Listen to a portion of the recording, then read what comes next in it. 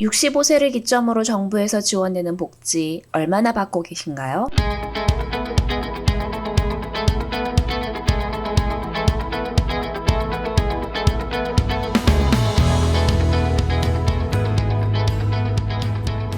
그중 기초연금이 해당되는데요. 사실 기초생활보장을 받고 계신 분들에게도 기초연금 혜택이 절대적으로 필요한 상황입니다. 기초생활보장급여와 기초연금은 요건이 다르지만 소득인정액 요건이 중요한 비중을 두는 것은 동일합니다. 따라서 기초생활수급자에 해당되는 분들은 기초연금에도 해당될 가능성이 높은데요. 기초생활보장급여와 기초연금을 중복으로 받을 수 있는지 영상으로 정리해 보겠습니다. 기초생활보장은 전 국민이 대상이며 소득인정액이 생계급여의 경우 1인 62만원, 2인 100만원, 주거급여의 경우는 1인 97만원, 2인 160만원 기준과 부양의무자 기준에 적합하다면 생계급여, 의료급여, 주거급여, 교육급여 혜택을 받을 수 있습니다. 2023년 1인 가구 기초생활 수급자가 매월 최대로 지급받을 수 있는 주요한 혜택은 생계급여 최대 금액 62만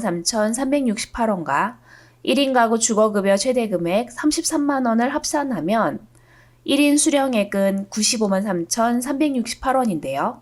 여기에 각종 요금 감면 혜택을 합산한다면 약 111만 9,034원입니다. 기초연금은 만 65세 이상 대한민국 국적자, 국내 거주자이며 소득 인정액이 선정 기준액 1인 가구일 경우 202만원, 부부일 경우 323만 2천원 이하인 분들이 대상입니다.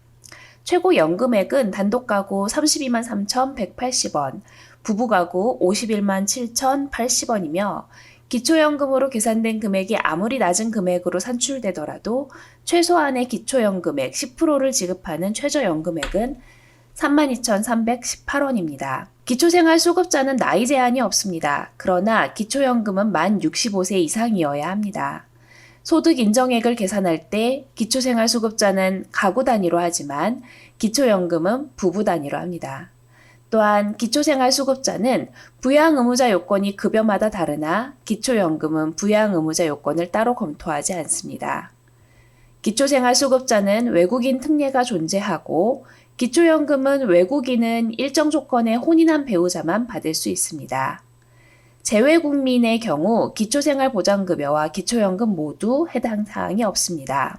기초생활수급자는 상시근로소득뿐만 아니라 일용근로소득, 자활근로소득, 공공근로소득까지 포함하며 계산됩니다. 근로소득과 사업소득 모두 30% 공제가 있지만 장애인, 노인, 대학생 등 특별한 사유가 있다면 20만원에서 60만원을 추가 공제한 후 30%를 공제해 줍니다. 기초연금은 상시근로소득만 소득으로 계산되고 근로소득을 공제할 때는 108만원을 공제해 준 후 30%를 추가로 공제해 주므로 기초생활수급자보다 선정되기 유리한 편입니다. 기초생활수급자의 경우 기초연금, 국민연금, 직영연금, 즉 공무원, 군인, 사하, 별정우체국연금이 해당이 됩니다. 친인척이나 지인으로부터 지급받는 용돈 등 사적소득도 일정 요건 하에서 소득으로 계산되지만 사적 이전 소득 같은 경우는 주거급여 수급자만 소득으로 계산합니다. 기초연금의 경우 자녀의 6억 원 이상의 주택에 거주하는 경우에만 무료 임차소득 계산으로 계산이 되며 공적 이전 소득은 기초생활보장급여는 제외되며 국민연금은 중복으로 수령이 가능하지만 기초연금으로 금액을 결정할 때 반영이 되고요.